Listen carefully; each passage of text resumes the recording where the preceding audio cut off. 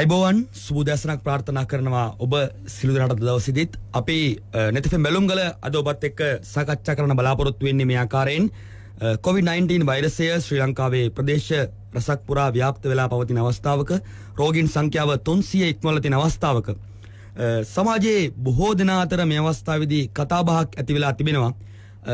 මේ தත්ත්වය සමතයකට පත් කරගන්න අපි හැමෝටම පුළුවන්. ඒ සඳහා කැප වෙලා අපි කටයුතු කරමු සහ මේ තියෙන තත්ත්වයෙන් රට ඉස්සරහට ගේමු කියන කතාබහ මේ වෙනකොට සමාජයේ බොහෝ දෙනා අතර ඇති වෙලා තියෙන තත්ත්වයක් බවට පත් වෙලා තිබෙනවා. අද දවසේදී අපේ කතාබහට අපේ ආරාධනෙන් මැදිරියට අවිල්ලා ඉන්න ඔබ හොඳා කරුණු දන්න දෙපළක් මිලින්ද රාජපක්ෂ සමගින් රසික ජයකොඩි ආයිබෝන ඔබ දෙපළට. ආයිබෝන්. ඉතින් මේ අද අපි අපේ මාතෘකාව අපේ කතාබහ වෙන් කරන්න හිතුවේ මිලින්ද රසික මේ අපි දැන් මේ අවස්ථාවේ කතා බහ කරනවා මේ අපිට මේ නැගිටින්න හොඳ අවස්ථාවක් මේක. අපි හැමෝටම මෙහෙම මේ එකතු වෙලා මේ රට ගොඩ දාන්න පුළුවන් අවස්ථාවක් මේක. අපි මේක ටර්නින් පොයින්ට් එකක් කරගමු. අපි අපේ රටේ දේවල් ඉස්සරහට ගේමු. අපිට පුළුවන් අපේ දේවල් කරගන්න කියලා මේ සමාජයේ යම් මතයක් ඇති වෙලා තිබෙනවා. ඇත්තටම මේ අපි දැක්ක නව නිර්මාණ කරනවා, අලුත් සොයා ගැනීම කරනවා, මිනිස්සුන්ගේ මනුස්සකම් වැඩි වෙලා තියෙනවා. අනික් සම්බන්ධයෙන් බලන කෝණය වෙනස් වෙලා තියෙනවා. ඒ හැමදේම වෙනස් වෙලා තියෙන අවස්ථාවක සමාජ මතයක් තියෙනවා අපිට පුළුවන් අහපව් මේ ලංකාව විදිහට තනින් නැගිටින්න කියලා. හැබැයි මේ අපි දැකපු දේ තමයි මිලින්ද රසික මීට කලිනුත් අපිට මේ විවිධ අවස්ථාවන් වලදී එහෙම අවස්ථා අපේ ඉතිහාසෙ තිබුණා. 2004 වසරේදී මේ සුනාමි ඛේදවාචකය ආපු අවස්ථාවේදී සමාජයේ මතයක් හැදුනා මේ මෙන්න අපිට හොඳ අවස්ථාවක් නැගී හිටින්න කියලා. හැබැයි ඒ අවස්ථාවේදී අපිට ඇත්තටම අපි නැගී හිටින්න උත්සාහ කළාද මොකද වුනේ? සහ අපි 2009 වසරේදී යුද්ධයේ ජයග්‍රහණය කළාට පස්සේ ඒ ජයග්‍රහණත් එක්කම විවිධ දේශපාලන පිළිබෙදීම් විවිධ ගැටලුකාරී තත්ත්වයන් පසු කාලිනව ඇති වුණා. ඇත්තනම මේ අවස්ථාවේදී ඒ තත්ත්වයේ මතුවේද මම මුලින්ම රසිකගෙන් කතාව පටන් ගත්තොත් එහෙම අපි මේ කලින් අවස්ථා දෙකේදී අපි ගත්තොත් සුනාමිය සහ ඊට පස්සේ තිබුණු යුද ජයග්‍රහණය මේ දෙකේදී ඇත්තටම ඇයි අපිට මේ අපි හිතපු තැනට ය아가න්න බැරි වුණේ? මොකක්ද ඇතිවෙච්ච ගැටලුකාරී තත්ත්වය? දැන් අපි කතා කරන්නේ ජාතියක් විදිහට නැගී සිටීම ගැනනේ. ඔව්. එතකොට ජාතිය කියන්නේ මොකක්ද කියන ප්‍රශ්නය ගැන අපිට හිතන්න සිද්ධ වෙනවා. ජාතිය කිව්වහම ඉංග්‍රීසි භාෂාවෙන් නම් දෙකක් තියෙනවා පැහැදිලිව. එකක් තමයි එත්නිසිටි කියන එක, අනිත් පැත්තේ නේෂන් කියන එක. එත්නිසිටි කියන්නේ ඇත්තටම ජන වර්ගය. නේෂන් කියන්නේ ජාතිය. ඉතින් ලංකාවේ පොදුවේ ගත්තහම ඔය හැම එකටම ජාතිය කියලා නමක් අපි දුන්නට අපි හැමතිස්සෙම හිතන්න ඕනේ මේ නේෂන් කියන එක. ජාතියක් විදිහට කොහොමද නැගී සිටින්නේ කියන කාරණය. එතකොට ජාතියක් ඇති වෙන්නේ කොහොමද? ජාතියක් කියන්නේ පොදුවේ ගත්තහම නිශ්චිත භූමි ප්‍රදේශයක ජීවත් වෙන සුවිශේෂව හඳුනා ගන්න පුළුවන් විශේෂ අනන්‍යතාවයක් තියෙන කොට්ටාසයක්. එතකොට මේ විශේෂ අනන්‍යතාවය තමයි මෙතන තියෙන වැදගත් දේ. කොහොමද ජාතියක් එක පොදු ගුණාකාරයක් හොයාගන්නේ? ජාතියක් ඇතුළේ ජනවර්ග ගණනාවක් ඉන්න පුළුවන්. සිංහල, දෙමළ, මුස්ලිම්, බර්ගර්, මැලේ මේ ආදී විවිධාකාර ජනවර්ග ඉන්න පුළුවන්. නමුත් මේ හැමදෙනාම කොහොමද එක අනන්‍යතාවයක් හොයාගන්නේ? ඒක තමයි මෙතෙන්දී වටිනාම දේ සහ වැදගත්ම දේ. ලංකාවේ ව්‍යවස්ථාවෙන් ගුණත් ලංකාවේ ව්‍යවස්ථාවෙන් ජාතික ගීයක් හඳුන්වලා දීලා. එතකොට අපි දන්නවා ජාතික පුෂ්පයක් තියෙන, ජාතික සත්වයක් ඉන්නවා, ජාතික ක්‍රීඩාවක් තියෙන. මේ හැම එකක්ම හඳුන්වලා දීලා මේ කරන්න උත්සාහ කරන්නේ අර කියපු පොදු ජාතික අනන්‍යතාවය ලංකාවේ ඒක ස්වභාවිකව ඇති වෙන්නත් පුළුවන්, ඒක කෘත්‍රිමව ඇති කරන්නත් පුළුවන්. ලෝකේ රටවල් තියෙනවා මේක ස්වභාවිකව එහෙම ජාතික අනන්‍යතාවයක් හොයාගත්ත. අනෙක් පැත්තෙන් ලෝකේ තවත් රටවල් ගොඩක් තියෙනවා මේක කෘත්‍රිමව ඇති කරපු, නමුත් මේ දෙකම එක වගේම වැඩ කරනවා. දැන් ඉන්දියාව වගේ රටක් ගත්තොත් ඉන්දියාව කියන්නේ ඉතාම ශක්තිමත් ජාතික අනන්‍යතාවයක් තිබ්බ රටක්. ඒතකොට ඉන්දියාවේ ජාතික අනන්‍යතාවය ස්වභාවිකව ඇති වෙච්ච දෙයක් නෙවෙයි. නමුත් රටක් විදිහට ඒගොල්ලෝ දීර්ඝ කාලයක් තිස්සේ නිදහස් අරගලයෙන් පස්සේ ජාතික අනන්‍යතාවයක් ගොඩනගා ගන්න තියෙනවා. ඉන්දියානු භාවය කියන එක තමයි ඔවුන්ගේ හැම දෙයකම ඉස්සරහින්ම තියෙන්නේ. මේ නිසා තමයි ඉන්දියාව අද මොන තරම් ආර්ථික ප්‍රශ්න තියෙන ජන කොටස් හිටියත් ඉන්දියාවේ මොන තරම් දුප්පත්කම තිබ්බත් ලෝකේ බොහෝ ශේෂ්ත්‍රණ ඉස්සරහටම ගිහිල්ලා තියෙන හේතුව තමයි මේ ශක්තිමත් ජාතික අනන්‍යතාවය ගොඩනගා ගන්න ඒගොල්ලෝ සමත් වෙලා තියෙන එක. ඒකෝර ලංකාවට මේ තාක් වැරදිලා තියෙන්නේ සහ බැරි වෙලා තියෙන්නේ මේ ශක්තිමත් ජාතික අනන්‍යතාවය ගොඩනගා ගන්න කාරණේදී. සුනාමි ඛේදවාචකයෙන් පස්සේ ලංකාවේ සියලුම දේශපාලන පක්ෂ එකට එකතු වෙලා පොරොන්දුවක් දුන්න මේ රට වාට මතකද නිදහස් චතුරස්‍රයේ උත්සවයේ තිබ්බේ. උත්සවයේ තිබ්බේ. ඔව්. එතකොට මේ සියලුම දේශපාලන පක්ෂ එකතු වෙලා කිව්වා මේ රට වෙනුවෙන් එකතු වෙනවා කියලා ප්‍රතිඥාවක් ලබා දුන්නා, පහන් දැල්ලුවා, මේ හැමදේම කළා. නමුත් අවසානයේ ලංකාවට සුනාමි ඛේදවාචකයෙන් අවුරුද්දක් දෙකක් යද්දි, එච්චර කලුත් නෑ, මාස 6ක් 7ක් යද්දි මේ හැමෝටම මේක අමතක වෙනවා. මේ අමතක වෙන්න හේතුව තමයි එකට එකතු වෙලා පහන් පත්තු කළාට, සින්දු කිව්වට අර ජාතික අනන්‍යතාව, අපේ ඒ පොදු බැඳීම ගොන්නා ගන්න අපොහොසත් වීම, යුද්ධයෙන් පස්සෙත් අපිට ඉතාම වටිනා අවස්ථාවක් ආවා මේ කියන ජාතික අනන්‍යතාවය අපේ ගොඩනගා ගන්න, ශ්‍රී ලාංකික කියන අනන්‍යතාවය ගොඩනගා ගන්න. මොකද ඒ වෙද්දි ත්‍රස්තවාදී අපිට බරපතල ගැටලුවක් තිබ්බා. ඒ සුනාමි ඛේදවාචකයෙන් පස්සෙත් ඇත්තටම අපිට තිබ්බ ලොකුම ප්‍රශ්නය තමයි ත්‍රස්තවාදය කියන දේ. LTT සංවිධානය ක්‍රියාත්මක වුණා. ඒගොල්ලෝ කොළඹ බෝම්බ පිපිරෙව්වා, යුද හමුදා මූලස්ථානයේ පවා බෝම්බයක් පිපිරෙව්වා. එතකොට මේ සියලු ප්‍රශ්න අමතක නැති වෙලා අපිට සමතලා පොළොවක් හැදුනා මේ ජාතික අනන්‍යතාවය කියන දේ හදාගන්න. ජාතියක් විදියට එකට එකතු වෙන්න, පොදු අරමුණු එක්ක අනන්‍යතාවය ඉස්සරහට ගෙනියන්න. එතකොට මේ පොදු අරමුණු හදාගන්න කාරණේදී යුද්ධයෙන් පස්සේ අපි අසමත් වුණා. ඒ පොදු අරමුණු අමතක වෙලා පුද්ගලික අරමුණු ඉස්සරහට ආවා. මේ යටතේ අපේ දේශපාලනය ඒ විදිහට ක්‍රියාත්මක වුණා. ඉතින් මේ කාරණා දෙක නිසා තමයි අපිට ඒක බැරි වුණේ. මෙතෙන්දිත් අපිට කරන්න පුළුවන් එකම දේ පොදු අරමුණක් හදාගන්න එක. ඒ පොදු අරමුණ ඔස්සේ අපේ අනන්‍යතාවය ගොඩනගා ගන්න එක මෙතනින් ඉස්සරහට යනකොට.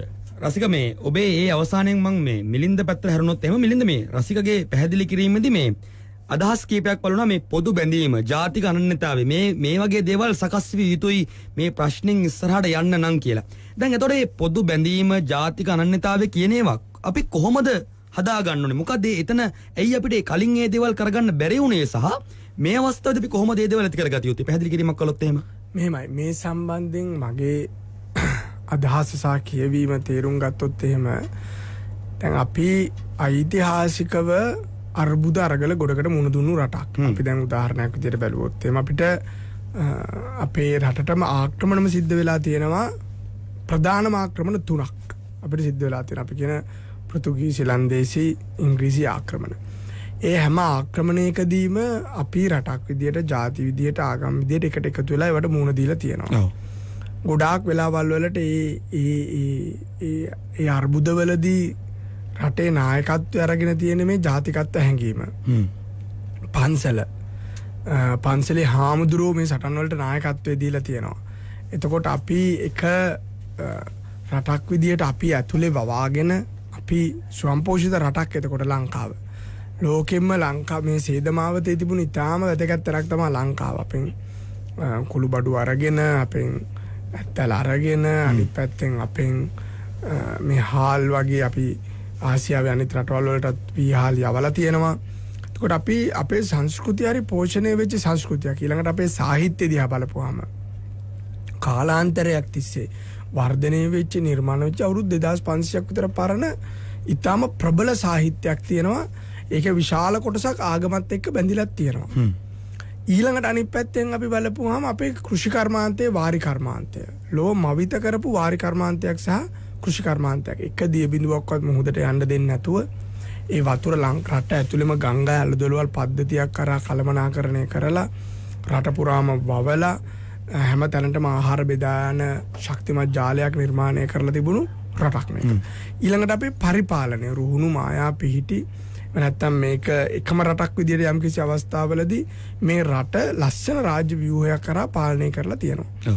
හැබැයි අපිට දැවැන්තම අභියෝගයක් අපේ ඊළඟට අපේ ආගමත් එක්ක නිර්මාණය වෙච්ච මේ දැවැන්ත විහෙර විහාර, සීගිරිය, ඊළඟට මේ අනුරාධපුරයේ පොළොන්නරුවේ තියෙන දැවැන්ත නිර්මාණ, මේවා ඒ වකවානුවේ අපි ලෝකෙත් එක්ක බලපුවාම ඒ වකවානුවේ ලංකාවේ ලෝවාමාපාය, රුවන්මැලිසෑය මහසෑය හදද්දී අපි අද මේ දියුණුයි කියලා බලන යුරෝපය තාම ගල්ගුවාවල ගොඩක් අය. ඒ ටයිම් ටේබල් එක බලපුවාම ඒ වගේ දියුණු ශිෂ්ටාචාරයක් තිබුණු රටක් මේක. දැන් මේකට ප්‍රබලතම අභියෝගය එල්ල වෙන්නේ ඉංග්‍රීසි ආක්‍රමණයෙන් පස්සේ.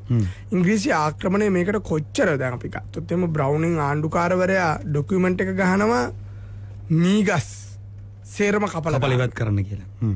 එහෙමනේ මේ අපේ සංස්කෘතිය අප විනාශ කරන්න එහෙම. ඊළඟට අපේ සේරම වැව් මැද්දෙන් පාරවල් දානවා. අදටත් අපි ගත්තොත් අපි යද්දි බොහොමයක් වැව මැද්දෙන් තමයි පාර තියෙන්නේ. සුද්ධ පාර හදන්නේ. වැව දෙකට බෙදලා. අනිත් පැත්තෙන් අපි ගත්තාම අපේ සංස්කෘතික බැඳීම, අපේ ගොවිතැන, අපේ සංස්කෘතික මොනවද හුරු පුරුදු චාරිත්‍ර වාරිත්‍ර ඉංග්‍රීසින් විසින් දිගින් දිගටම විනාශ කරනවා. ඊළඟට අපේ පාරම්පරිකව පැවතගෙන ආපු අපේ අධ්‍යාපන ක්‍රමය. ඒක ඇතුලේ තියෙනවා ආයුර්වේද අධ්‍යාපන ක්‍රමය. ඒක ඇතුලේ තියෙනවා අපි ලියන කියන විදිහ ඉගෙන ගත්ත එක. ඒක සම්පූර්ණයෙන් මේගොල්ලෝ රිෆෝම් කරනවා. සුද්දන්ට ගැලපෙන පොඩි ලිපිකරුවෝ ටිකක් හදාගන්න නේ. පොඩි ඔෆිෂල් ලිපිකරුවෝ ටිකක් සුද්දෝ රට කරනවා. අපේ මිනිසුන්ට හිතන්න බෑ අපි ලිපිකරුවෝ බවට පත් වෙන අධ්‍යාපන ක්‍රමයක් හදනවා. ඒ විතරක් නෙමෙයි මේගොල්ලෝ හරිම ප්‍රචණ්ඩ જાතියක් නේ. ඒගොල්ලෝ 1818 වගේ අපි ඌව වෙල්ලස්ස කැරල්ල ගත්තොත් ගැබ් ගත්ත අම්මල පවා මරනවා. දරුවෝ බිහි වෙයි කියලා. ඒ වගේ කුරිරු ඉතිහාසයක් තුලින් තමයි අපේ මේ ශ්‍රී ලාංකිකත්වය ගොඩ නැගෙන්නේ නිර්මාණය වෙන්නේ. අනිත් එක තමයි මේක තුළ තමයි මතක තබා ගන්න ඉතාම වැදගත් කාරණා. ඒ තමයි මේ රටේ සිංහල බෞද්ධ පදනම. මේ රටේ සිංහල බෞද්ධ පදනමේ තියෙන සුවිශේෂීම ගුණයක් තමයි ආගමක් හරහා අපි නිර්මාණ වෙච්ච අපේ දැවැන්ත සංස්කෘතියක් තියෙනවා. ඒ සංස්කෘතියේ තියෙන සුවිශේෂී පදනමක් තමයි අපි ඓතිහාසිකව අනිත් ආගම් වලට අනිත් ජාතීන්ට මේ රට තුලට ඇවිල්ලා නිදහසේ නිවහල්ව ජීවත් වෙන්න ඉඩ දීලා තියෙනවා. මුස්ලිම් අයට අපි රට ඇතුළට එන්න දෙනවා. රට ඇතුලේ ව්‍යාපාර කරන්න දෙනවා. ඒගොල්ලන්ගේ පල්ලි රට පුරාම හදන්න දෙනවා.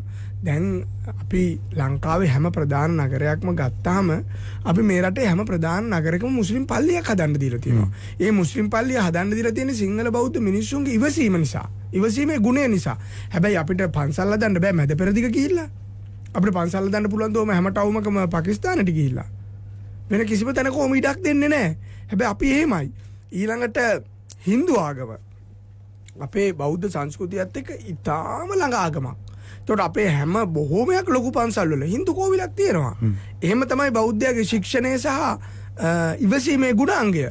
ඊළඟට කතෝලික ආගම. කතෝලික ආගම ආවේ අපිට මර්ධනයත් එක්ක. මරලා කපලා කොටලා තමයි ක්‍රිස්තියානි ආගම දුන්නේ මෙහාට. හැබැයි අද මේ රටේ කතෝලික මිනිහෙකුට කරදරයක් වුණාම වැඩිම දුක් වෙන්නේ වැඩිම වේදනාව විඳින්නේ කවුද? සිංහල බෞද්ධ බහුතර ප්‍රජාව. ඒ තරම් අපි මේකට ක්ලෝස්. ඒ තරම් අපි මේකට බැඳිලා ඉන්නවා. ඒකට මේ සිංහල බෞද්ධයාගේ තිබෙන ඉවසීම බහුතරයේ 99% ගේ තියෙන ඉවසීම දරා ගැනීමේ හැකියාව අනේකාට ඉඩ දීම අනේකාටත් තමාගේ කකුල් දෙකට බැහැලා මේකට ලස්සන බෞද්ධ වචනකුත් තියෙනවා මට දැන් එන්නේ ඒ අනේකා දිහා තමා උපමා කොට බැලීම අපේ බෞද්ධ ආගමේ ඒක ඊටාම සුවිශේෂී ලක්ෂණයක් මේ රටේ. ඊළඟට අපි අමතක කළ යුතු මේ රටේ හාමුදුරුවන්ගේ මැදිහත් වීම ඓතිහාසිකව. දැන් මේ NGO කාර්යය අරුමුන් ඇවිල්ලා මෙතන මේක විහිළුවට ලක් කරන්න ගත්තාට අරක් කරන්න එපා මේක කරන්න එපා කොහොම ඓතිහාසිකව ලංකාවේ ආගම කෙරෙහි වෙදකම හෙදකම කෙරෙහි සංස්කෘතික පුනර්ජීවනය කෙරෙහි විදේශ සම්බන්ධතා කෙරෙහි රාජ්‍ය උපදෙස් ලබා දීම කෙරෙහි ස්වාමීන් වහන්සේලාගේ මැදිහත් වීම ග්‍රාමීය පාලනය කෙරෙහි ගමේ උසම තැන හදපු පන්සල තමයි මොන කරදරේ වුණත් ගමට මුලින්ම ඉන්නේ. දුර්භික්ෂයක් ආපුවම මුලින්ම ගමේ ආරක්ෂාව වෙනුවෙන් ඉන්නේ හාමුදුරුවෝ.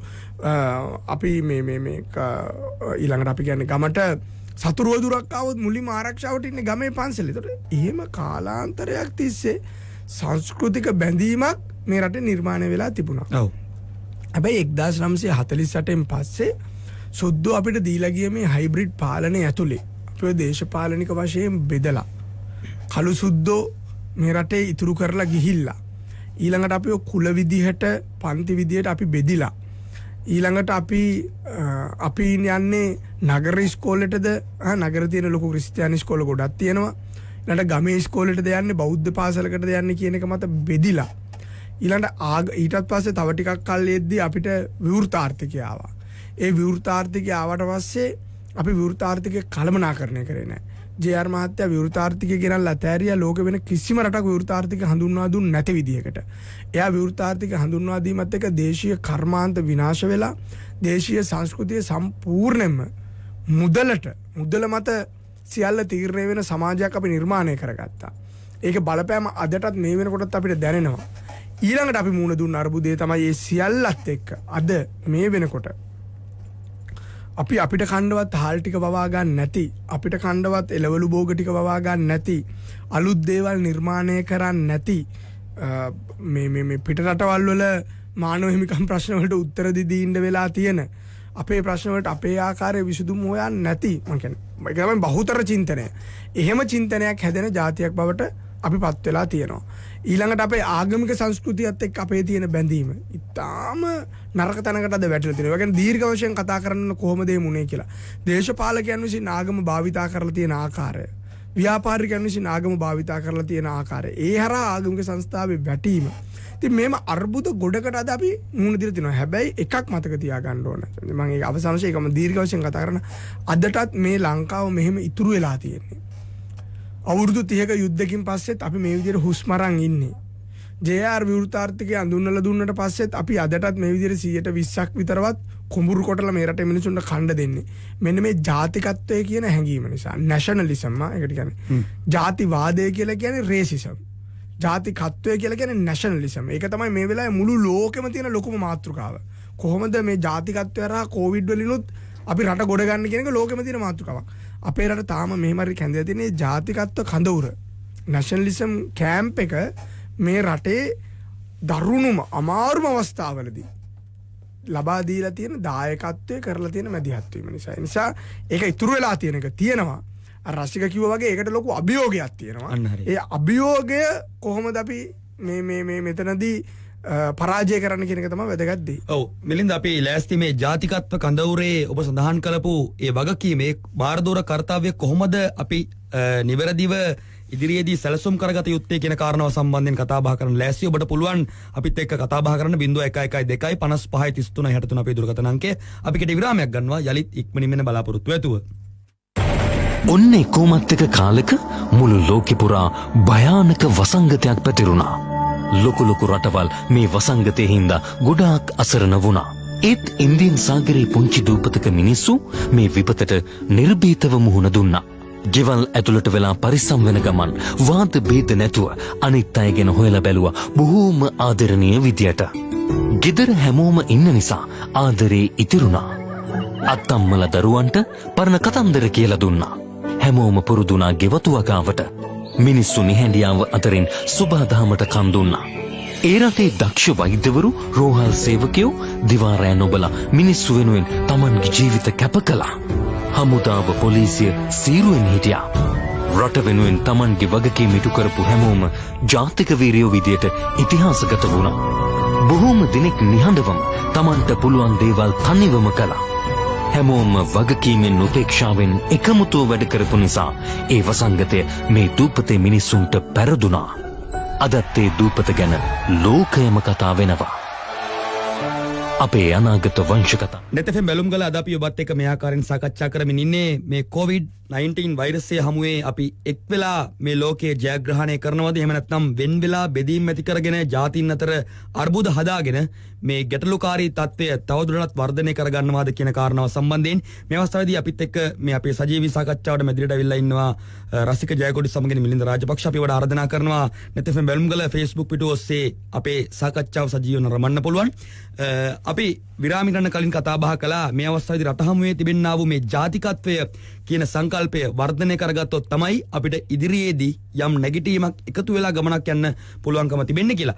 අපිත් එක්ක දුරකථනයෙන් ඉන්නවා හිතවතියක් නිලන්ති මහත්මිය කැස්බෑව ප්‍රදේශයෙන්. අයබොන්න ඔබතුමියට. නිලන්ති මහත්මිය දුරකථනයේ රැඳී ඉන්නවද? ඔව් ඔබතුමියගේ අදහස?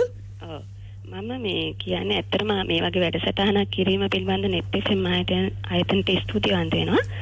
මේ ඇත්තටම අපි දැන් කීප වතාවක්ම අපි ඔය උත්සාහය දරුවත් අපිට බැරි වෙලා තියෙනවනේ. ඉතින් මම හිතන්නේ අපේ ජාතික මේ නායකත්වය හොඳ මට්ටමක තියෙන නිසා අපිට උත්සාහයක් ගත්තොත් මේ අවස්ථාවෙන් එක කරගන්න පුළුවන් වෙයි යම් විදියකින්. ඉතින් මට හිතෙනවා අපේ ළමයි මේ අපේ දැන් බාල පරම්පරාව ඉන්නවනේ. ඒ අයට මේ දේශාභිමානය, ජාතිකාභිමානය කියන දේවල් ඒගොල්ලන්ගේ හිත තුල නැහැ. අපේ පොඩි කාලේ අපි අධ්‍යාපනය තුලින් ඒ ලැබපු ඒ හැඟීම් දැන් ළමයින්ට නැහැ. දැන් ළමයි බලන්න ටීවී එක බැලුවත් එයාලට කිසි ගන්න දෙයක් නැහැ. අපේ දේශ අභිමානය, ජාතික අභිමානය කියන දේවල් ඒව යන්නේ නැහැ. ඒ වගේම අපි විෂය නිර්දේශය ආවරණය කරන්න හදනවා මිසක් අපිට ඒව අපේ ළමයින්ට ඒව හිත තුළට කාවද්දන්න අපිට අවස්ථාව නැහැ. ඒක නිසා ඒ වගේ දේවල් ජාතික ප්‍රතිපත්තියක් මත ඉඳලා ඒ වගේ වැඩසටහන් පාසල් විෂය නිර්දේශය තුලින්ම ඒව ඇති කරන්න ඕනේ. රටේ විනය පළවෙනි දේ විනයනේ සෑම දෙයකම. ඉතින් විනය පළවෙනි කොටස අලකලා රටේ විනය සම්බන්ධයෙන් හොඳ ප්‍රතිපත්තියක් ඇති කරන්න ඕනේ. ඉතින් ඉන්දියාව ඒගොල්ලන්ගේ දේශීය කර්මාන්ත කෙරෙහිමනේ යොමු වෙලා ඉන්නේ. ඉතින් අපිටත් පුළුවන් අපි පිටරට දේවල් පිළිබඳව හැම වෙලේම මේ බලාගෙන ඉන්නේ නැතුව අපේ අර පැරණි ක්‍රම නැවත අරගෙන අපේ දේශීය ආර්ථිකය මේ දේශීය සංස්කෘතිය කියන දේවල් වර්ධනය කරගන්න අවස්ථාවන් උදා කරගන්න. ඒකට අපිට හොඳම තැන තමයි මාධ්‍ය. දැන් බලන්න ජනමාධ්‍ය අපිට මේ දවස්වල කොච්චර අපව වෙනස් කරාද කියලා. ඉතින් මේ වගේ හොඳ දේවල් වලට මාධ්‍ය යොදා ගන්න පුළුවන්. මාධ්‍ය තමයි මිනිසා හොඳ කරන්නත් නරක කරන්නත් බලපාන්නේ. හොඳයි, බොහොම ස්තුතියි ඔබතුමීට ඔබේ අදහස පැහැදිලි. මේ රසික මං එතුමියගේ මේ නිලන්ති මහත්මියගේ අදහසින් ඔබට යම් ආරම්භයක් ලබා දුන්නොත් එහෙම දැන් ඒ සඳහන් කරනවා මේ පාසල් දරුවන්ට ජාතිකත්වය කියන හැඟීම ලබා දෙන්න ක්‍රමවේදයක් නැද්ද? ඇයි අපි මේ පිටරට දේවල් අගය කරමින් තවත් ඉන්නේ? අපිට මේ මොහොතේදී නැගිටින්න බැරි ඇයි කියන අදහස තමයි එතුමිය සඳහන් කරන්නේ. ඇත්තටම දැන් පාසල් දරුවාගේ සිට ජාතිකත්වය කියන හැඟීම ලබා දිය යුත්තේ කොයි ආකාරද? සහ අපි දැන් මේ අර්බුදේ එන්න කලිනුත් අපි හැම බහුතර දේවල් පිටරටින් ගෙන්නපු જાතියක් සෙල්ලම් බඩුවේ සිට ආහාර ද්‍රව්‍ය දක්වා මේ අවස්ථාවේදී අපි කොහොමද මේ යම් ආරම්භයක් ලබා ගත යුත්තේ මේ සාකච්ඡාවෙන් ඔබට කියලා. දැන් හැමෝම සාකච්ඡා කරනවා, ගෙන්නන එක නතර කරන්න ඕනේ, අපි අපේ දේවල් හදා ගන්න ඕනේ. එහෙම සාකච්ඡාවක් තියෙනවා. මේකෙන් ඔබට ගිහිල්ලා අපි මේ වැඩේ පටන් ගන්නෙ කොහොමද? ඔව්, දැන් පාසල් දරුවෝ චිරානොතිස් කොලන කාලේ ගිහිල්ලා ඇති පාර්ලිමේන්තුවට යනවා. පාර්ලිමේන්තුව සැසිවාර බලන්න. ඒතකොට ගැලරියේ ඉඳන් මේක බලනකොට පාසල් දරුවන්ට පේන්නේ තමන්ගේ රටේ ඉන්න මැති ඇමතිවරු කුණුහරුපෙන් පාර්ලිමේන්තුවේ බැනගන්න එක නම් එහෙම දරුවන්ට ජාතිකාභිමානයක් ඇති වෙන්නේ නැහැ. රට ගැන ආඩම්බරයක් ඇති වෙන්නේ. ආඩම්බරෙට හේතුවක් තියෙන්න එපා අපි හැමෝටම මොන හරි දෙයක් ගැන. එතකොට පාසල් දරුවෝ පාර්ට බැස්සම් පේන්නේ බස්වල කෝච්චිවල වවුල්ලු වගේ එල්ලිලා මිනිස්සු යන්නේක. ඊට පස්සේ ළමෙක් ඉස්කෝලේට දාගන්න එකේ ඉඳන් හැම තැනකදීම 1000ක් ප්‍රශ්න වලට මැදි වෙලා මිරිකිච්ච පීඩණයෙන් තෙරපිච්ච මිනිස්සු නම් ඒ පාසල් දරුවන්ට රට ගැන ජාතිය ගැන ආඩම්බරයක් ඇති වෙයි කියලා අපිට හිතන්න බෑ. එතකොට අපි මුලින්ම මේකෙදි කරන්න ඕනේ ඒ අපේ අනාගත පරපුරට අපේ දරුවන්ට ආඩම්බර වෙන්න පුළුවන් විදිහේ රටක්, ආඩම්බර වෙන්න පුළුවන් විදිහේ සමාජයක් හදන්න අපි මූලික වෙන්න ඕනේ. එහෙම වුණොත් තමයි මේ ජාතිකාභිමානය ඇති කරන එකේ පළවෙනි පියවර. එතකොට ජාතිකාභිමානය එහෙම රටක් අපි ගොඩ නැගුවොත් ජාතිකාභිමානය ඇති කරන්න කියලා අලුතෙන් දේවල් කරන්න අවශ්‍යත් නැහැ. ජාතිකාභිමානය ඇති වෙනවා. නමුත් අපිට අධ්‍යාපන ක්‍රමයෙන් දෙන්න වෙන්නේ සමාජ වගකීම පිළිබඳ හැඟීම. ලෝකේ හැම රටකම අධ්‍යාපන ශාස්ත්‍රයේ තියෙනවා සමාජ වගකීම කියලා දෙයක්. එතකොට ලංකාවේ ඒක සිද්ධ වෙන්නේ නැහැ හරියට. ලංකාවේ කරන්නේ අර අවුරුදු උත්සවයක බනිස් කැමේ තරගය වගේ බනිස් කිරි ටිකක් වගේ විභාග ටිකක් නෝලක එල්ලලා ළමයින්ගේ අත් ටික බැඳලා ඇස් ටික බැඳලා ඒක කාපන් කියලා තරගෙට දාලා මේ පාලකයෝ hina වෙයි බලන් ඉන්නවා. ඊට පස්සේ බනිස් කැමේ තරගෙන් බිහි වෙන්නේ කිසිම විචාර බුද්ධියක් නැති, සමාජය ගැන, සමාජ වගකීම ගැන කිසිම හැඟීමක් නැති මිනිස්සු කොට්ටාශයක්. එතකොට ඒක තමයි අපිට සමාජයට බැස්සහම පාරට බැස්සහම පේන්න තියෙන්නේ. ඒක තමයි වාහනයකට පොඩ්ඩක් වාහනේ එහෙම වුණාම කුණුහරුපෙන් බැනගන්න එළියට බහැලා. මේ විනයක් නැති වෙලා තියෙන්නේ ඒකයි. එතකොට මේ දේවල් ගැන අපි ගැඹුරින් හිතන්න අවශ්‍ය වෙනවා. එතකොට අර ස්වයං පෝෂිත බව, රටේ කර්මාන්ත දියුණු කිරීම කියන දේවල් ගැනත් පැහැදිලි ප්‍රතිපත්තියක් අපිට ඕනේ කරනවා. එතකොට ඒක අපි දැනට හිතනවා වගේ හැමදේම අපිට ලංකාවේ වවාගෙන හරි දේශීය කර්මාන්ත දිනුකට හැමදේම හොඳයි. නමුත් ඊට වඩා පියවරක් එහාට ගිහිල්ලා අපි හිතන්න ඕනේ. මම සිංගප්පූරුවේ උදාහරණයක් දෙන්නම්. සිංගප්පූරුවේ වර්ග ප්‍රමාණය වර්ග කිලෝමීටර් 727යි. ඒත් ලංකාව වර්ග කිලෝමීටර් 65000 ගණක් තියෙන රටක්. සිංගප්පූරුව තමයි ලෝකයේ ආහාර සුරක්ෂිතතාවය අතින් දෙවෙනියට තියෙන රට. කියන්නේ සිංගප්පූරුවේ කවදාවත් දුර්භික්ෂයක් ඇති වෙයි කියලා හිතන්න බෑ. ආහාර සුරක්ෂිතතාවය අතින් උන් අත් කරගෙන තියෙන තැන බැලුවහම ලංකාවේ ඉන්නේ ලෝක ආහාර දර්ශකයේ 66 වෙනි තැන. නමුත් ලංකාව තරම්වත් කිසිම දෙයක් සිංගප්පූරුවේ වවන්නේ නැහැ. එතකොට වවන්නේ නැති රටක්, වරවන්න භූමියක් නැති රටක් කොහොමද ආහාර සුරක්ෂිතතාවය ඇති ලෝකෙ දෙවෙනි තැනට ආවේ? එතකොට මේක තමයි අපි හිතන්න ඕනේ කාරණේ. දැන් ලංකාවේ වවන දේ ගත්තත් ලංකාවේ හැම දෙනාම වැව්වත්. ඔයයි මමයි මේ ස්ටුඩියෝ එකේ ඉන්න හැමෝමයි වැව්වත්. වවන්න පුළුවන් භූමියේ තියෙන ලංකාවේ පුද්ගලික අයිතිය තියෙන භූමියේ තියෙන ලංකාවේ භූමි ප්‍රමාණය 20%කට අඩුයි. 80%ක් විතර තියෙන ආණ්ඩුවටයි තියෙන. ඒතකොට ඒ ඉඩම් වල ගොවිතැන් කරන අය ඉන්නවා. නමුත් ඒව දිනු කරන්න ඒව ආයෝජනය කරන්න ඒගොල්ලන්ට අයිතියක් නැහැ. ඒව කවුරුත් ආයෝජන කරන්න ඉදිරිපත් වෙන්නෙත් නැහැ. එතකොට උප්පරිමයට ගියත් අපිට යන්න පුළුවන් ලංකාවේ වවන්න පුළුවන් භූමිය 20%යි. මේවා තමයි මේ ව්‍යුහයට එකතු වෙලා තියෙන ප්‍රශ්න. ස්ට්‍රක්චරල් ප්‍රශ්න. එතකොට මේ ස්ට්‍රක්චරල් ප්‍රශ්න අපි විසඳන්න වැඩපිළිවෙලක් තියාගෙන ඕනේ. අනිත් හැමදේම කරන්න. එහෙම නැත්තම් වෙන්නේ මේ අවුරුදු 71 පුරාම අපි අතරමං වුණා වගේ අතරමං වෙන මේ මොහොතට අපි මේ පොඩි ආතල් එකක් අරගෙන ඊට පස්සේ ඒක නැති වෙලා යනවා. ඔව්.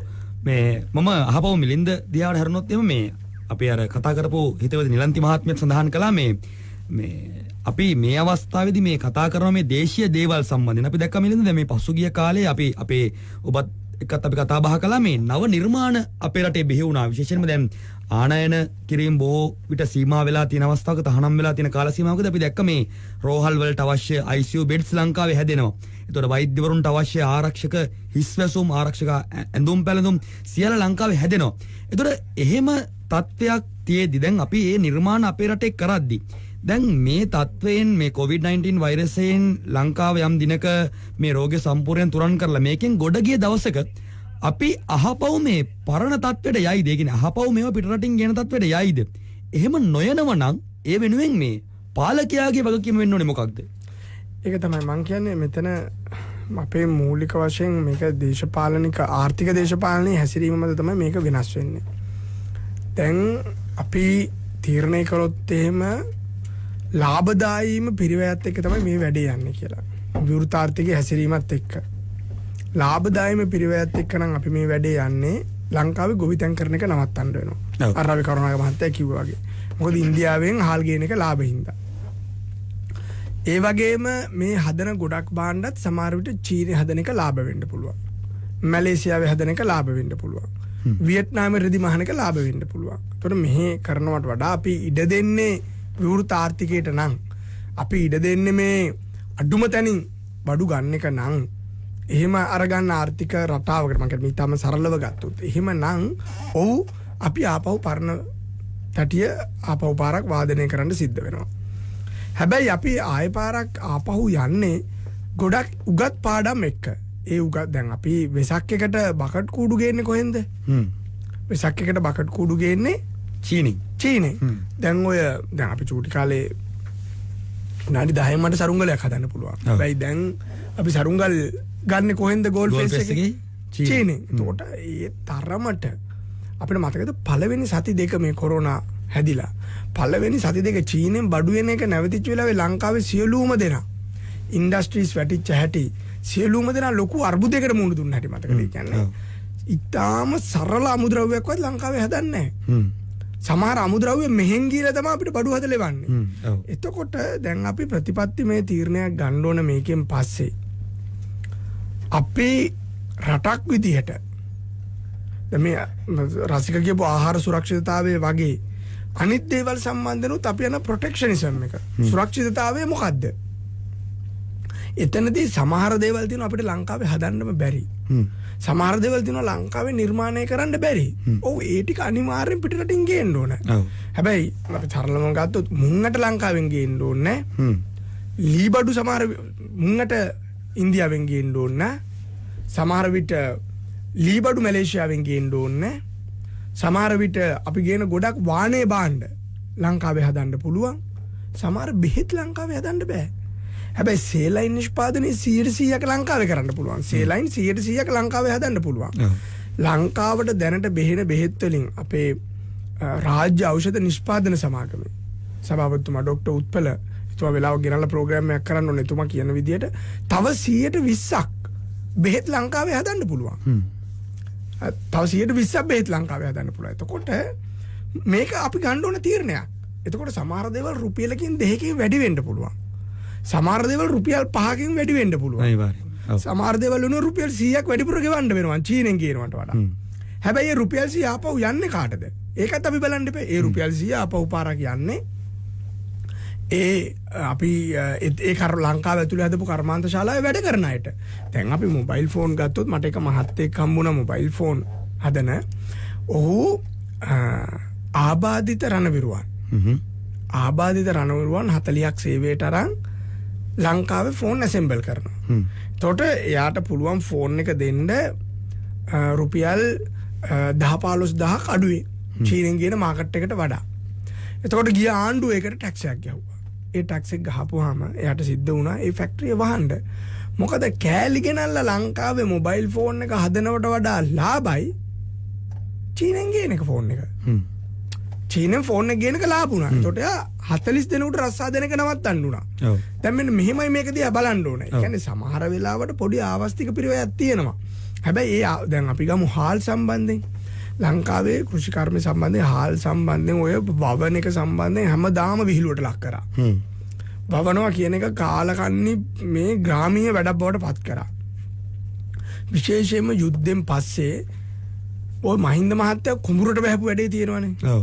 මහත්තයා කුඹුරට බහැලා මෙව්ව කරලා ඇත්තට මේ කෘෂි විප්ලවය පටන් ගත්තේ එක්සත් ජාතික පක්ෂය. ඩඩ්ලි සේරල්ක මහත්තයා ඒගොල්ලෝ තමයි මේක පටන් ගත්තේ. නමුත් විවෘතාර්ථිකෙත් එක්ක ඒක නන්නත්තර කරා. කුඹුරු පුරන් කරා කුඹුරු. හැබැයි ආය පාරක් ඒක ඊට පස්සේ මහින්ද මහත්තයා කුඹුරට බැලලා සරම කෑපොට ගාගෙන හරක් දක්කලා මේක මේ වැඩේට සෙට් කරා. ඒ සෙට් කරපු එකේ ප්‍රතිඵලයක් විදිහට තමයි අද මෙච්චර දරුණු ව්‍යසනයකදී හාල් ඇටයක්වත් පිටරටින් ගේන්න නැතුව අපිට කන්න පුළුවන් තත්ත්වෙට මේකපත් උනේ. කවුරු මොනවා කිව්වා. එතකොට අපිට තියෙන ඊටාම වැදගත් තීරණයක් තමයි දේශපාලන නායකත්වයේ විදියට රාජ්‍ය විදියට මිනිස්සු විදියට ගන්න පොඩි කට්ටක් කාලා. ඒ කියන්නේ සිරිමාව බණ්ඩාරනායක මහත්මිය මේ වැඩේට අත ගැහුවා. ඉතින් මේකේ 104 වෙනි බර්ත්ඩේ එක තිබ්බා ඊයේ පෙරේදා. එයා මේ වැඩේට අත ගැහුවා. හැබැයි එයා අත ගහපු වැඩපිළිවෙලදී අපි කවුරුත් අත්විඳලා නැහැ ඒක. හැබැයි ඒක දිහා කියවලා බලද්දී අපිට තේරෙනවා ඒකේ තිබ්බ අඩුපාඩු මොනවාද කියලා.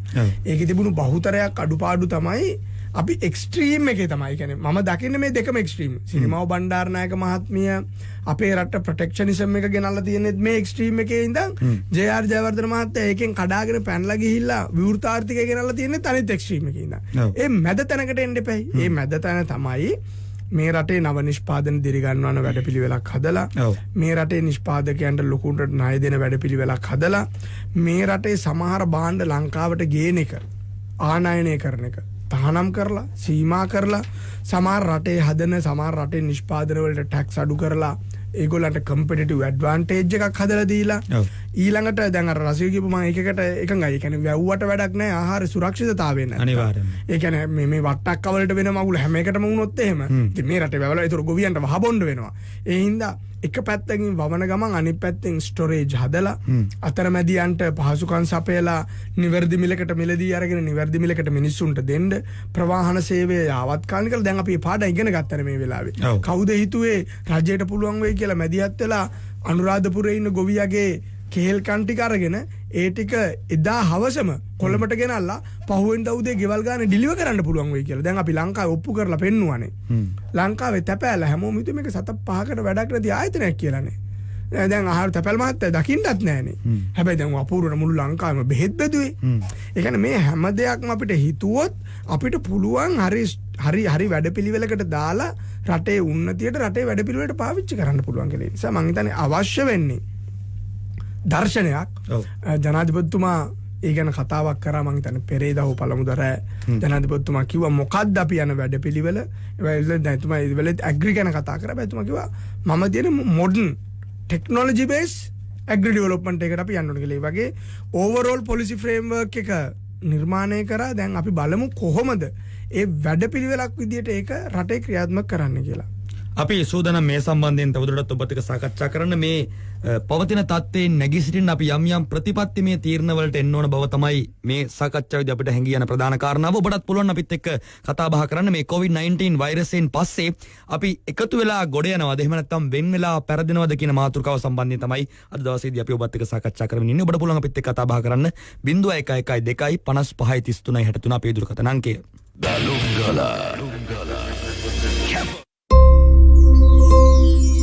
කවුද අම්මේ දෙවිවරු කියන්නේ? නොපෙනෙන දෙවිවරු ගැන නම් මම දන්නේ නැහැ පුතේ. මිහිපිට දෙවිවරු ගැන නම් දන්නවා. මිහිපිට දෙවිවරු? කවුද අම්මේ ඒ? අතීතයේ ඉඳලම අපිට පිහිට වෙන්න වෙද හෙද ගුරු කියලා මිහිපිට දෙවිවරු හිටියා පුතේ.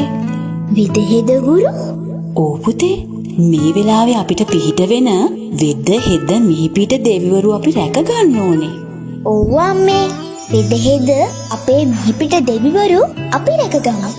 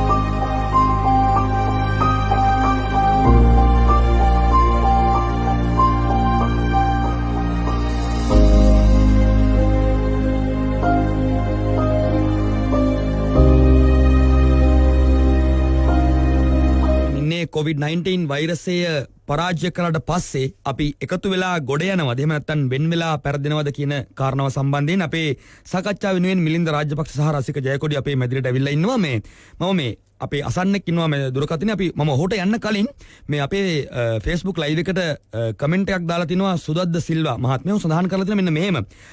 වර්තමානයේ දේශපාලන நாயකයන් දඟලන්නේ පාර්ලිමේන්තුව රැස් කරලා රට වෙනතකට යොමු කරන්න. එහෙම තියෙද්දි நாயකයන්ට රට ගැන අවබෝධයක් නැත්නම් කොහොමද පහළට ඒ තත්ත්වෙ එන්නේ?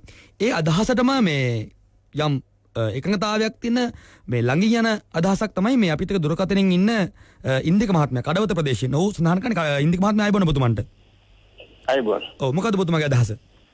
මගේ අදහස මෙහෙමයි. මේක මේ යන රැල්ලොත් එක්කම අපි මේ ඉස්සෙල්ලා දෙතුන් පාරම නැකිට්ටනේ. පාස්කු පාරෙදිත් නැකිට්ටා. සෝහාමිදෙත් නැකිට්ටා. දෙම් පසෙත් නැකිට්ටා. මේ නැකිටිල්ලත් එහෙම මොයේ තියපු අඩිය ආපහු පස්සට ගන්න මුලින්ම ලංකාව. ඒකට හේතුව තමයි මේ විවෘත ආර්ථිකමයත් ලංකාවේ කිසිම දෙයක් නිෂ්පාදනය කරන්න බෑ. ලංකාව නිෂ්පාදනය කරන්න දෙන්නෙත් නෑ. ලංකාවේ නිෂ්පාදනය කරන්න පුළුවන්කම ඇත්තෙත් නෑ. ඒකට යන වියදම් වැඩි. ඒ නිසා ඔය දේශපාලන ක්‍රමයට හා බදු ක්‍රමයට ඔය කිසිම දෙයක් කරන්න දෙන්නේ නෑ. හොඳයි බොහොම ස්තුතියි ඔබතුමා අදහස අපිට පැහැදිලි. මේ රසික මම ඔබට යොමු වෙන්නම් ඒ කාරණාවත් එක්ක නේ ඔබතුමා සඳහන් කරනවා මේ මුලින්ම මේ අඩිය පස්සර ගන්න අපි මේ කොච්චර මේ ආකාරයෙන් මෙහෙම මේ Facebook සමාජ මාධ්‍ය ඔස්සේ හෝ මාධ්‍ය ඔස්සේ කතා බහ කරත් අපි මේ ගමන ඉස්සරහට යන් අපිට පුළුවන් කියලා කතා බහ කරත් මේ අඩිය මුලින්ම පස්සර ගන්න අපි කියලා තමයි තුමා සඳහන් කරන්නේ. දැන් ඒකට හොඳම උදාහරණ අපේ ඉතිහාසයේ අපි කතා කරපු අවස්ථා දෙකේම තිබුණා. සහ මේ දැන් මේ නව නිර්මාණ කරනවා අපි මේ ICU බෙඩ්ස් හදනවා මේ මාස්ක් මහනවා ඒ සියල්ලම කරනවා. හැබැයි මේ ඒ නිර්මාණකරුවන් අපිට අතීතයේ කිව්වේ මේ දේශපාලඥයෝ වැඩි කොමිස් වලට මේව පිටරටින් ගෙන්නනවා. ඒවට මේ රාජ්‍ය නිලධාරීන් නැතම් බොහොම සුළුතලයක් ඉන්න රාජ්‍ය නිලධාරීන් සම්බන්ධ වෙනවා. මේ කොමිස් මත මේ ඒවා අපේ දේශීය නිෂ්පාදන මිලදී ගන්න නැහැ පිටරටින් ගෙන්නනවා කියලා. එතකොට කොතනද මේ අවුල තියෙන්නේ? ඇයි අපි මේ ඉස්සරහට තිබ්බ අඩිය පහුගිය අවස්ථා දෙකේදීම පස්සර ගත්තා වගේ මේ පාරත් අර එතුම සඳහන් කළා වගේ පස්සර ගනීද අපි? කොතනද අවුල තියෙන්නේ අපිට? ඔව් මම මේ ප්‍රශ්නෙට තප්පර 30ක් කරන් උත්තරයක් අනිවාර්යෙන්. දෙන්න සිල්ල මහත්තයාගේ ප්‍රශ්නෙට. දැන් රංජන් රාමනායක හිටපු മന്ത്രിතුමා අත්අඩංගුවටපත් වුණා එන්දිරි නීතිය කඩ කළයි කියන චෝදනාවට. එතකොට එයා මහේස්ත්‍රාත් අධිකරණය ඉදිරිපත් කළාම රංජන් රාමනායක මහත්තයාගේ පැත්තෙන් ඉදිරිපත් වුණු නීතිඥයෝ මතු කරපු තර්කය තමයි මේ වෙලාවේ මේ තියෙන ඇන්තර නීතිය ගැසට් එකක් ගහලා නීතියානුකූලව පනවපු ඇන්තර නීතියක් නෙවෙයි. ඒ නිසා මේ අත්අඩංගුවට ගැනීම නීති විරෝධී කියලා තමයි මේක නීතියට අනුකූල නැහැ කියලා තමයි ඒගොල්ලෝ තර්ක කළේ. ඒ අනුව රංජන් රාමනායක මහත්තයා අප මත නිදහස් වුණා. නමුත් දැන් ඒ නීතිඥයම කිව්වා මේ රටේ තියෙන තත්ත්වය අනුව මේ ඇන්තර නීතිය කවුරුත් කඩ කරන්න යන්නේ නැහැ. අපි හැමෝම මේකට පිළිගන්නවා, අපි හැමෝම මේකට අනුගත වෙනවා. අපි එහෙම වෙන්නත් ඕනේ. එහෙම නැත්නම් බරපතල විනාශයක් වෙනවා. නමුත් ප්‍රශ්නය තමයි මේක හරි නීතිමය රාමුව ඇතුලේ කරන්න ඕනේ. එතකොට තමයි හරියට මේක ක්‍රියාත්මක කරන්න අවස්ථාව ලැබෙන්නේ. අන්තර් නීතිය යටතේ කඩකිරීම යටතේ අත්අඩංගුවට ගන්න අයට නඩු පවරලා නීතිය ක්‍රියාත්මක කරගන්න පුළුවන් වෙන්නේ මේ හරියට ඒ වැඩේ මේ අන්තර් නීතිය පැනවෝද ගැසට් එකක් ගහලා.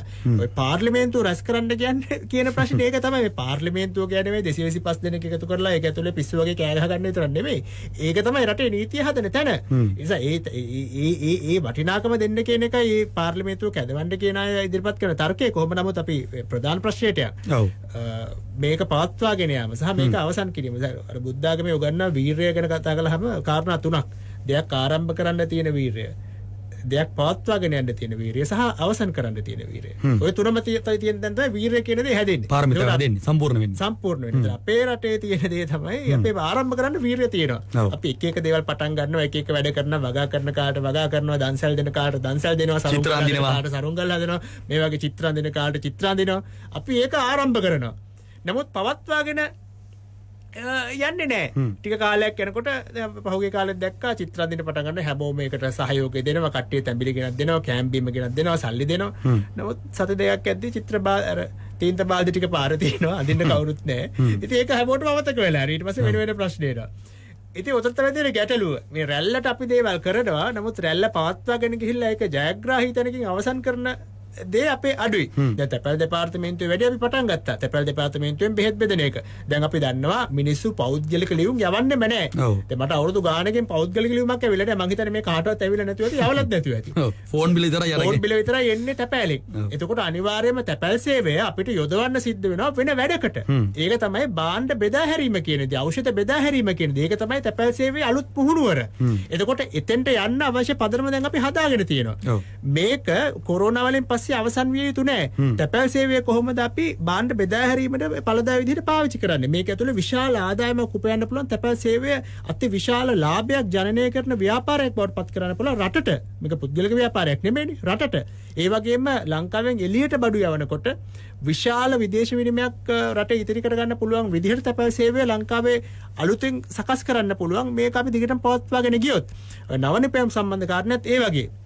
ලෝකේ ඊශ්‍රායලය කියන්නේ නවනිපැයම් සම්බන්ධයෙන් ඉදිරියෙන් ඉන්න රටක්.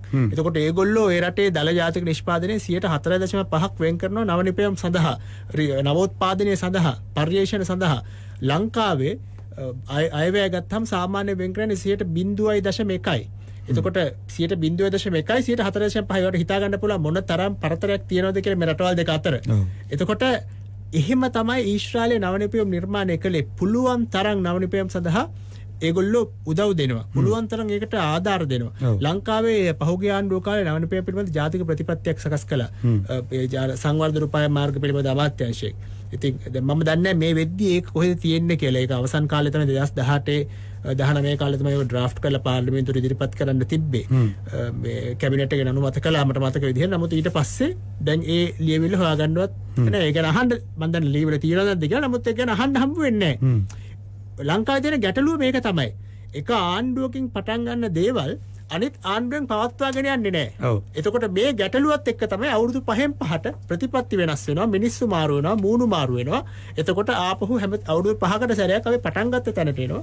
හැමතිස්සෙම මොනවා පටන් ගත්තත් අවුරුදු 5කින් එහාට පවතින්නේ මේ තත්ත්වය යටතේ. ඔව්. එතකොට අපිට අහපව් මතුවෙන ප්‍රශ්නේ තමයි මිලින්ද මේ දැන් එතකොට අපිට මේ තත්ත්වෙනුත් අහපව් මේ එක් වෙලා ගොඩ යනවද නැත්නම් වෙන් වෙලා පෙරදෙනවද කියන කාරණාව අපිට ආයි මතුවෙනවා. දැන් රසික මතු කරන මේ ප්‍රතිපත්ති වලට මොකද වෙන්නේ? මේ ආණ්ඩුවෙන් ආණ්ඩුවට මේවා වෙනස් වෙනවද? මේ නව නිෂ්පාදන වෙනුවෙන් සකස් කරන ප්‍රතිපත්ති ක්‍රියාත්මක නොවෙන්නේ ඇයි? දේශපාලඥයන්ගේ ඌමනා මතද? ඒකට යමුනොත් එහෙම අපි නෑ, ඒකට හේතුව තමයි අපේ රටේ තියෙන එක ලොකු අර්බුදයක් තමයි මේ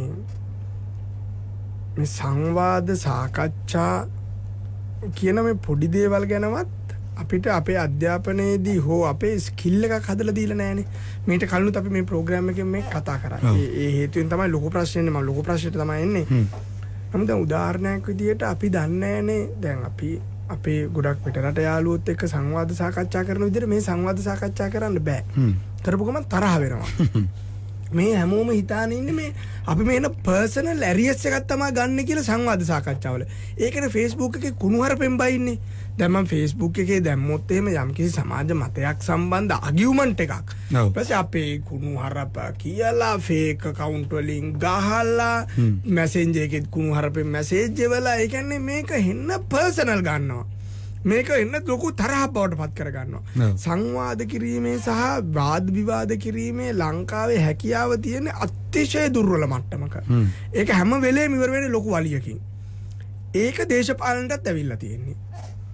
දැන් දේශපාලන මතවාදය කියලා එකක් තියෙනවානේ. ඒ තමයි මම විශ්වාස කරන පොලිටිකල් අයිඩියොලොජි එකක් තියෙනවා. ඒ පොලිටිකල් අයිඩියොලොජි එක විශ්වාස කරන බහුතරයක් ඉන්න කඳවුරේ මම ඉන්නවා. රසික විශ්වාස කරන පොලිටිකල් අයිඩියොලොජි එකක් තියෙනවා. ඒතර පොලිටිකල් අයිඩියොලොජි එකක් කියපුවම ඒක ඇතුලේ තියෙනවා රසික විශ්වාස කරන ඉකොනොමි එක මොන වගේ වෙන්න ඕනද? අපි සංවර්ධනය මොඩලේ මොන වගේ වෙන්න ඕනද? ඒ වගේ තව ගොඩක් අදහස් තියෙනවා. ඒතකොට ඒ වගේ 100%ක් සමපාත වෙන හැමෝම අපේ කැම්ප් වල නෑ. හැබැයි බහුතරයක් ඒ ළඟ අදහසක් තියෙන අයත් එක්ක බහුතරයක් ඉන්න කැම්ප් එකේ අපි ඉන්නවා. ඒ ඉන්න අතරේ පළවෙනි අවස්ථාව ලැබෙන්න ඕන ඒ පක්ෂ ඇතුලේ දේශපාලන කණ්ඩායම ඇතුලේ සංවාද කරන්න.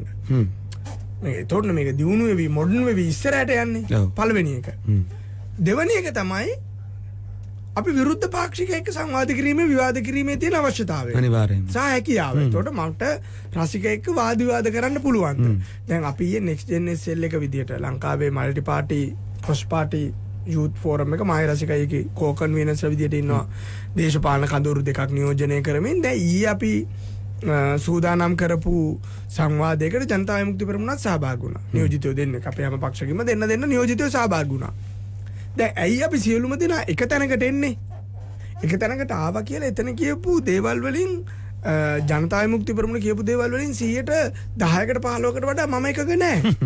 එහෙම නැතුව රසිකයි ලිහිණී කියපු දේවල් වලින් 10%කට 15%කට වඩා මම එකග නැහැ. හැබැයි අපේ ශිෂ්ටාචාරයේ ඉහළට එම කියන්නේ. මොකද්ද අපි කියන්නේ ශිෂ්ටාචාරගත වෙනවා කියන්නේ මොකටද? ශිෂ්ටාචාරගත වෙනවා කියලා කියන්නේ ඒ ස්පේස් එක ඇතුලේ අනිත් මිනිස්සුන්ට එයාලගේ මතය වාද විවාද සංවාද කිරීමට ඉඩ දීම සහ ඒවට එකඟ නොවීම සඳහා තිබෙන එකඟතාවය. දැන් ඕක නැති ඉඳ තමයි ආණ්ඩු මාරු වෙච්ච ගමන් සියල්ල අපි වෙනස් කරන්න ඕන කියලා හිතන්නේ. මේ චූටි තැනින් මේක පටන් ගන්න ඕන.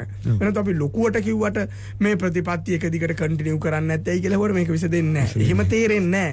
මේ අපි තේරුම් ගන්න ඕන අපි හිතාගෙන ඉන්නේ ශ්‍රී ලංකා කාර්යය හිතාගෙන ඉන්නවා UMP කාර්යය කියන්නේ පරම සතුරෙක් කියලා. UMP කාර්යය හිතාගෙන ඉන්නවා JVP කාර්යය කියන්නේ පරම සතුරෙක් කියලා. JVP කාර්යය හිතාගෙන ඉන්නවා අනිත් සේරමෙම සතුරු කියලා. 90%ම සතුරු කියලා. ඒකට එහෙම කරපුවාම මේකෙන් ගොඩ එන්න හම්බෙන්නේ නැහැ කවදාවත්. මේකෙන් ගොඩ එන්න පුළුවන් එකම විදිහ මේ අපි හැමෝම අපේ ස්පේස් වල සහ පොදු අවකාශවල අපේ මත ඉදිරිපත් කරන්න ඕන. අපි සංවාද විවාද කරන්න ඕන. සහ අනෙක් එක විඳ දරා ගන්න ඕන. ඔය ගුණය පුරුදු වුණාම පුළුවන් වෙනවා මම ජාතික තරුණ සේවා සභාව විද්‍ය හදපු ජාතික තරුණ ප්‍රතිපත්තිය ඊට පස්සේ ආපු UMP ආණ්ඩුවේ සභාපතිතුමාට කන්ටිනියු කරගෙන යන්න. දැන් තියෙන ආණ්ඩුවක් හදපු කුඩා පරිමාණ කුඩා කර්මාන්ත හිමියන්ව ගොඩ ගැනීමට හදපු යම්කිසි ආර්ථික ප්‍රතිපත්තියක් තියෙනවා නම් මේ ආණ්ඩුවට ඒක ඉස්සරහට ගෙනියන්න.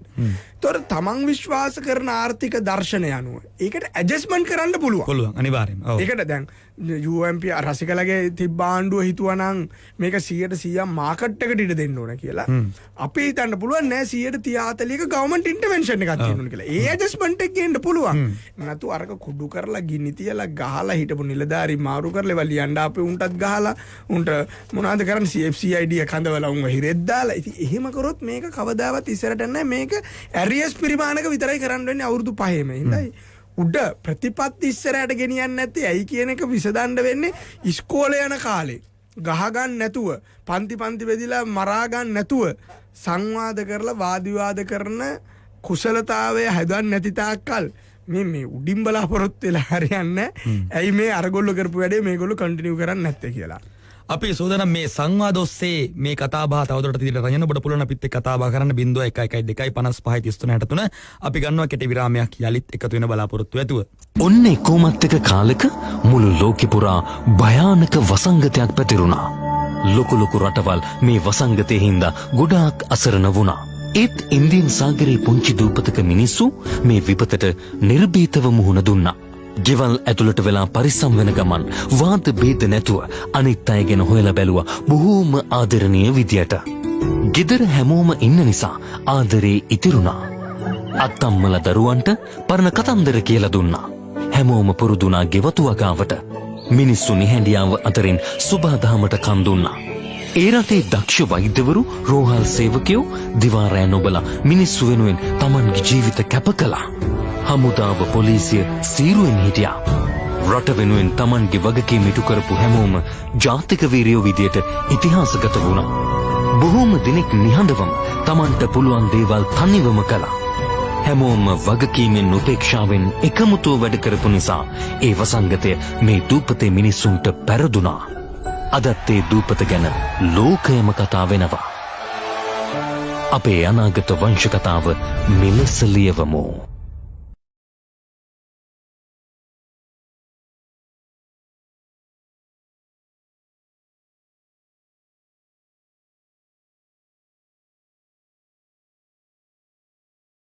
ගොඩ යනවද එහෙම නැත්නම් වෙන් වෙලා පෙරදෙනවද කියන කාරණාව සම්බන්ධයෙන් අපේ ආරාධනෙන් අපේ මැදිරියට අවිල්ලා ඉන්නවා මිලින්ද රාජපක්ෂ සමගින් රසික ජයකොඩි. අපි ඔවුන් දෙපළත් එක්ක තමයි මේ සාකච්ඡාව අරන් ගියේ ඉස්සරහට. මොකද අපි දැකලා තියෙන අත්දැකලා දේ තියෙන දේ තමයි මීට කලින් අවස්ථා කිහිපයකදී අපිට එහෙම මේ එක් වෙලා ගොඩ යන්න අවස්ථා ආවා. සුනාමි කේදවාචකයේ වෙච්ච අවස්ථාවේදී අපි කතා බහ වුණා. එක් වෙලා ගොඩ යනවා කියලා විවිධ නිර්මාණ බිහි වුණා, ගීත නිර්මාණ පවා බිහි වුණා. අපිට මේ ගොඩ යන්න තියෙන හොඳ අවස්ථාවක් මේක කියලා. ඒ වගේම යුදමේ ජයග්‍රහණ පස්සේ අපිට එකතු වෙලා ගොඩ යන්න අවස්ථාවක් තිබුණා කියලා සමාජයේ කතිකාවතක් මතයක් හැදුනා. හැබැයි ඒ අවස්ථාවන් අපි හරියාකාරයෙන් ප්‍රයෝජනට ගත්තාද කියන ප්‍රශ්නේ අපි ඉස්සරහා තියෙනවා. ඒ ප්‍රශ්නේ තියාගෙනම අපිට මේ COVID-19 වෛරසයට මුහුණ දුන්න අවස්ථාවේදී රටක් විදිහට අහපොව සමාජ මතයක් ඇති වෙලා තිනවා. මේක ටර්නින් පොයින්ට් එකක් කරගමු. මෙන්න අපිට නැගිටින්න හොඳම අවස්ථාව කියලා.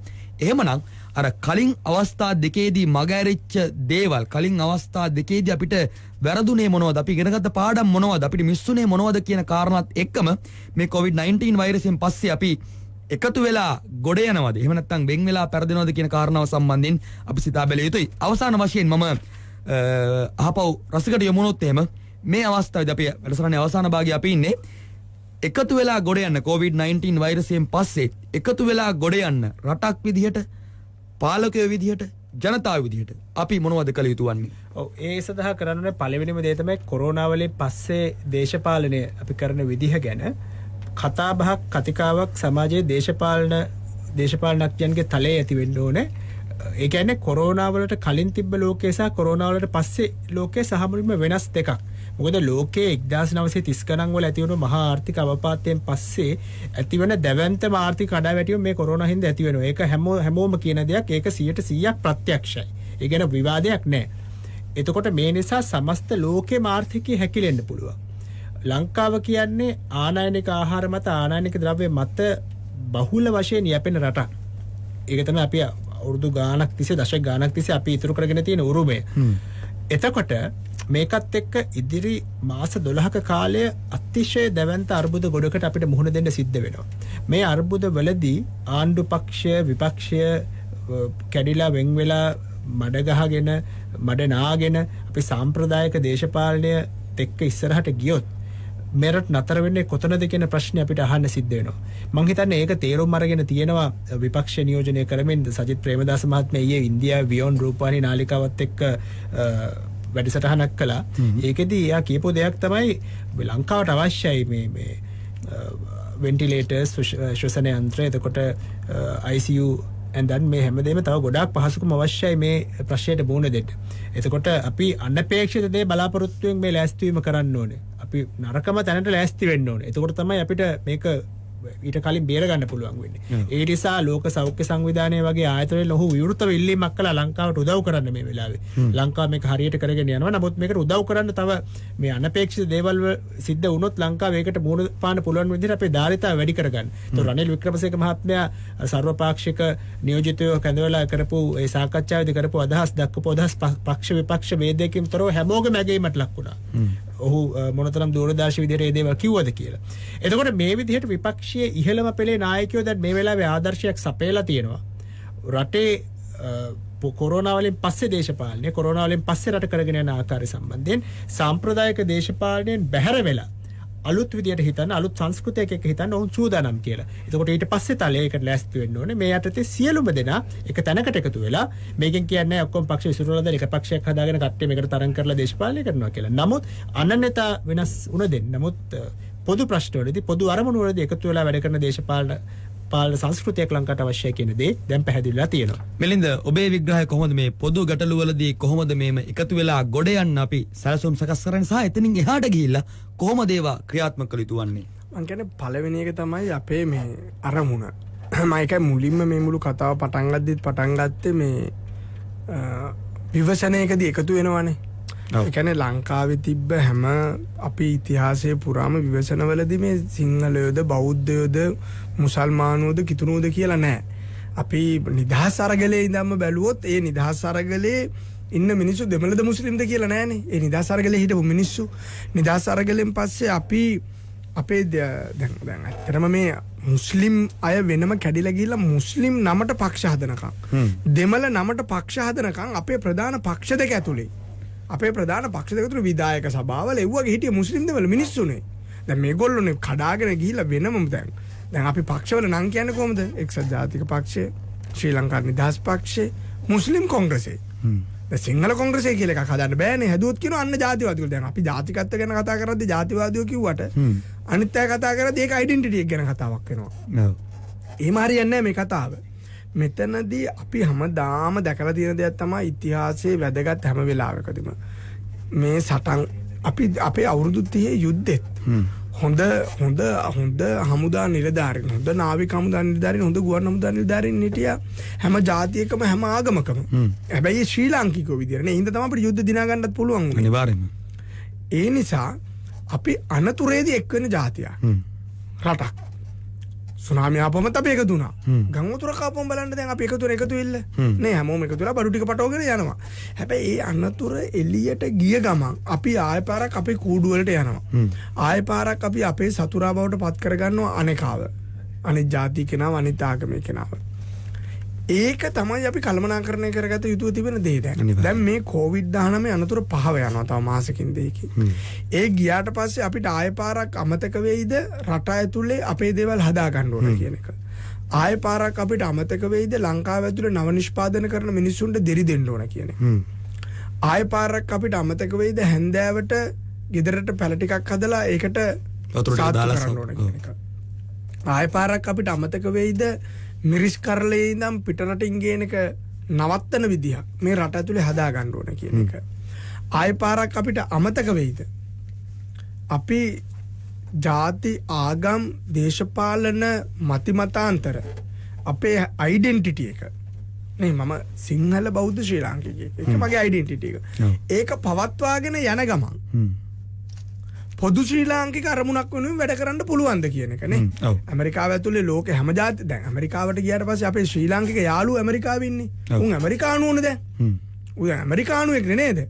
එතකොට ඒ වගේ අපි ලංකාව ඇතුළට ආපුවම ඔයා කිතුණුවෙක් වෙන්න පුළුවන්, මුස්ලිම් කෙනෙක් වෙන්න පුළුවන්, මුස්ලිම් කොංග්‍රසයේ වෙන්න පුළුවන්, TNA එකේ වෙන්න පුළුවන්. හැබැයි අපේ නැෂනල් ලෙජෙන්ඩ් එකක් තියෙනවා මේ වෙලාවේ. අනිවාර්යයෙන්ම. ජාති ඒ වැඩපිළිවෙල තුළට හැමෝම එකතු වෙන්න ඕන. ඒ වැඩපිළිවෙලත් එක්කම යන්න ඕන. ඒක ක්‍රිටිසයිස් කරන්න පුළුවන් ප්‍රශ්නයක් නැහැ. ඒක සංවාදයට භාජනය කරන්න පුළුවන් ප්‍රශ්නයක් නැහැ. හැබැයි පොදු අරමුණේ ඉන්න ඕන. පොදු වැඩපිළිවෙලේ ඉන්න ඕන. ඒකෙන් කැඩිලා චූටි කල්ලි ගහලා ඒ කල්ලිවල අරමුණ ඉෂ්ට කරගන්න ගියාම තමයි අපිට පොදු අරමුණ පැත්තකින් තියලා මේ කල්ලිවල ප්‍රශ්න විසඳන්න වෙන්නේ. ඒ කල්ලිවල ප්‍රශ්න හින්දා තමයි අපි මීට හරියටම අවුරුද්දකට කලින් පාස්කුරිත ප්‍රහාරයට ලක් වෙන්න සිද්ධ වුණේ. ඒ හින්දා අපි සියලුම දෙනා අනිකාගේ මතේ විමසන ගම ඒ මතයට ඉඩ දෙන ගම පොදු ජාතික වැඩපිළිවෙලේ යන විදිහකට අපි සියලුම දෙනාම එන්න ඕන මේ ඊළඟ මාස 2-3 ඇතුළත. එහෙම ආවොත් අපිට පුළුවන් වෙනවා අපේ ඒ මතවාදවලට ගැලපෙන විදිහට අපි විශ්වාස කරන මතවාදයන් දිනවන රටක් හදාගන්න ඉස්සර පොදු වැඩ පිළිවෙලකට එන්න ඕනේ. එතකොට පුළුවන් රසිකලා බලාපොරොත්තු වෙන සමාජ දේශපාලන ආර්ථික වැඩ පිළිවෙල කවදාරි හදාගන්න. අපි බලාපොරොත්තු වෙන සමාජ දේශපාලන වැඩ පිළිවෙල කවදාරි හදාගන්න. ඒ දෙකම මොක කරන්නත් කලින් මේ වෙලාවේ අපේ සර්වයිවල් එකට රටක් විදිහට පොදු ජාතික වැඩපිළිවෙලක අපි සියලුම දෙනා එකට එකතු වෙලා ඒක දක්කගෙන යන්න ඕනේ අපේ පුළුවන් හැකියාවන් වලින් ඒකට දායකත්වය දෙන ගම. හොඳයි බොහොම ස්තුතියි මිලින්ද සහ රසික ඔබ දෙපළට. අපි සූදානම් අද දවසේදී තවදුරටත් මේ සම්බන්ධයෙන් සාකච්ඡා කරන්න. මේ පොදු අරමුණ වෙනුවෙන් මේ සාකච්ඡාවේදී වැඩි අවධානය යොමු වුණ මේ පොදු අරමුණ සම්බන්ධයෙන් අපි කොයි ආකාරයෙන්ද අපේ කතාබහ ඇති කරගත යුත්තේ, අපේ ක්‍රියාකාරීත්වය ඇති කරගත යුත්තේ කියන කාරණාව සම්බන්ධයෙන් ඔබත් එක්ක සාකච්ඡා කරන දවසේදී මේ උදෑසන 10 සිට 12 දක්වාත් අපි මේ ආකාරයෙන් ඔබත් එක්ක සාකච්ඡා කරන්න ලෑස්ති. ඒ සඳහාත් මිලින්ද රාජපක්ෂ සමගින් රසික ජයකොඩිත් ඒ වගේම තවත් තරුණ දේශපාලඥයෙකු වන නිමලන් විශ්වනාഥනුත් අපිත් එක්ක සාකච්ඡාවට සම්බන්ධ වෙනවා. අපි ආරාධනා කරන ඔබටත් ඒ සඳහාත් අපිත් එකතු වෙන්න කියලා. ඉතින් නැත්නම් බැලුම් ගලින් අද දවසේදී සමුගන්න තමයි බලාපොරොත්තු වෙන්නේ. යලිත් 10 සිට 12 දක්වා හමුන බලාපොරොත්තු වෙතුව මිලින්ද රාජපක්ෂ සමගින් රසික ජයකොඩි, මම චිරාන්ජීවන ධර්මසේන.